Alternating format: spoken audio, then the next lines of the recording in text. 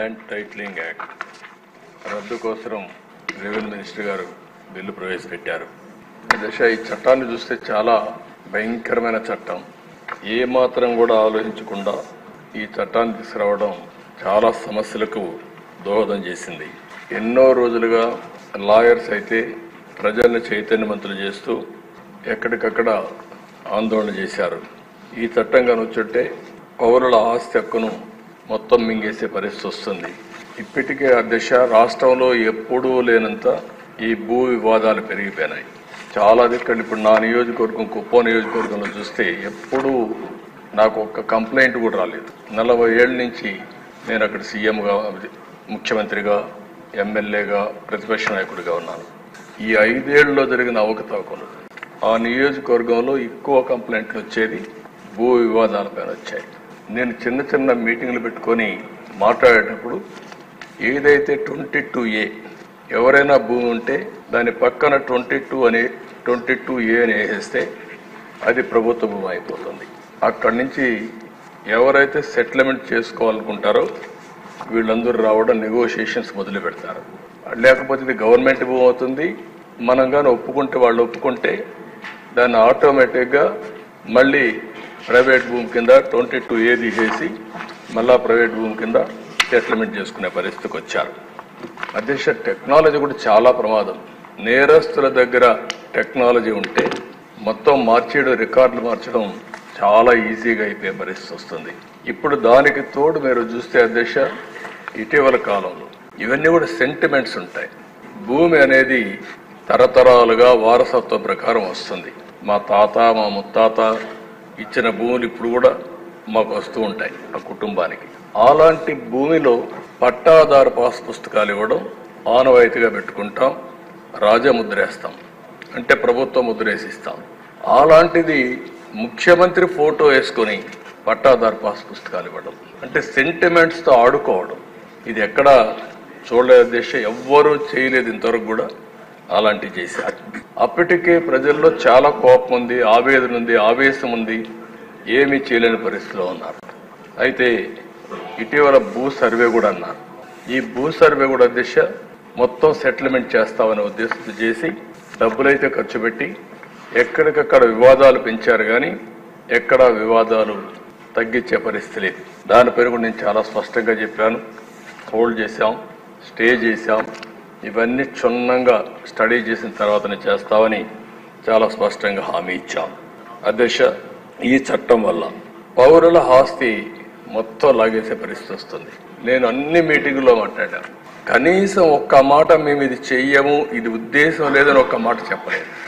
భూ వివాదంలో 533 civil court అధికారాలని section 338 నిషేధిస్తుంది. అంటే ఇంక అధికారం లేదు. ఎక్కడికి పోవాలి? నేరుగా హైకోర్టుకి వెళ్ళాలి. ఎంతమంది హైకోర్టుకి వెళ్ళగలుగుతారు అంటే ఇక్కడ ఏ విధంగా పెట్టారో మనకు దీన్ని బట్టి అర్థమవుతుంది. ఇంకొక పక్క ఏ వ్యక్తినైనా ల్యాండ్ టైటిలింగ్ ఆఫీసర్గా నియమించుకోవచ్చు 5(1). అంటే ఇప్పటికే మనం చూస్తున్న సాక్షిలో పనిచేసే వాళ్ళందరినీ తీసుకొచ్చి ప్రభుత్వాన్ని పెట్టారు. రేపు కూడా వీళ్ళ గుమస్తాలు మొత్తం తీసుకొచ్చి ఇక్కడ పెట్టేస్తారు. వాళ్ళ గుమస్తాలు పెడితే మన జాతకాలు వాళ్ళు రాస్తారు. ఏమవుతుంది అధ్యక్ష? అదే రికార్డు మీరు ఒకసారి చూస్తే ఎవరైనా సరే ఈ భూమి నాదని ఒక పిటిషన్ పెడితే ల్యాండ్ ట్రిబ్యునల్కి వెళ్ళిపోతుంది. ఇంక ట్రిబ్యునల్కి వెళ్ళిపోతుంది, ఆర్బిట్రేషన్. అంటే ఇంకా మన చేతుల్లో లేదు ఇది. అంటే మీరు వివాదాలు పరిష్కారం చేయవలసిన ప్రభుత్వం ప్రైవేట్ ఆస్తులను లాగేయడానికి ఎత్తుగడలేసే పరిస్థితికి వచ్చారు. ఇందులో మనం చూస్తా ఉంటే భారత వారసత్వ చట్టం రాజ్యాంగంలో ఆర్టికల్ 21, 246, 300కు విరుద్ధంగా ఉంది. ఇంకో పక్క ఈ సెక్షన్లో ఉండేటువంటి ఈ చట్టంలో ఉండే సెక్షన్లు 10, 13, 14, 15, 25, 34, 36, 46 రాజ్యాంగ విరుద్ధంగా ఉన్నాయి. ఇవే కాకుండా ఈ చట్టాన్ని అమలులోకి తెస్తూ జారీ చేసిన జీవో నెంబర్ 512 రహస్యంగా దాచిపెట్టారు. మనం అడిగితే దానికి సమాధానం కూడా చెప్పలేని పరిస్థితి వచ్చారు. ఇలాంటివన్నీ చూసిన తర్వాత దిశ చాలా ప్రమాదకరమైన చట్టం. నేను మిత్రులు పవన్ కళ్యాణ్ గారు కూడా కొన్ని మీటింగుల మీద చాలా స్పష్టంగా హామీ ఇచ్చాం. మేము వచ్చిన వెంటనే ఈ చట్టాన్ని రద్దు చేస్తామని చెప్పాం. ప్రజలు నమ్మారు అధ్యక్ష. ఎంత భయంకరంగా అంటే అధ్యక్ష, ఒక అభద్రతా భావనకు లోనయ్యారు. మళ్ళీ దుర్మార్గమైన ప్రభుత్వం వస్తే మా ఆస్తులకు మాకు రక్షణ ఉండదు అనే పరిస్థితికి వచ్చారు అధ్యక్ష. కొంతమంది ఇక్కడి నుంచి అమెరికాకి వెళ్ళారు, వాళ్ళకి భూములు ఉన్నాయి, వేరే దేశాలకు వెళ్ళారు, వేరే రాష్ట్రాలకు వెళ్ళారు. వాళ్ళు కానీ ఒక్కొక్కసారి రికార్డులు చెక్ చేసుకోకపోతే, రికార్డులు మారిస్తే తర్వాత ఆ భూమి ఆటోమేటిక్గా డీమ్డ్ క్లాసిఫైడ్ చేసేస్తారు, నోటీసులు కూడా ఇవ్వరు. ఇలాంటి చాలా ఉన్నాయి అధ్యక్ష.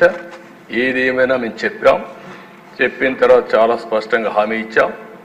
హామీ ప్రకారం మొదటి సంతకం ఏదైతే నేను చెప్పానో డిఎస్సి అని, మొదటి 5 సంతకాల్లో ఈ ల్యాండ్ టైటిలింగ్ యాక్ట్ కూడా పెట్టి రద్దుకు ప్రతిపాదన పెట్టాం. మొదటి క్యాబినెట్లో దీన్ని ఆమోదించాం. మొదటి అసెంబ్లీలో దీన్ని మళ్ళా ఈ చట్టాన్ని రద్దు చేయడానికి ఇది ప్రవేశపెట్టాం.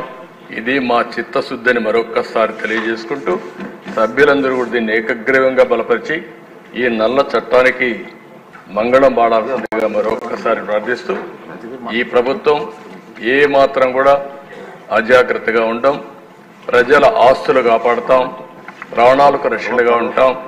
ఇలాంటి చట్టాలను ఎట్టి పరిస్థితుల్లో ఆమోదించమని మరొకసారి తెలియజేసుకుంటూ మీ దగ్గర సెలవు తీసుకుంటాం.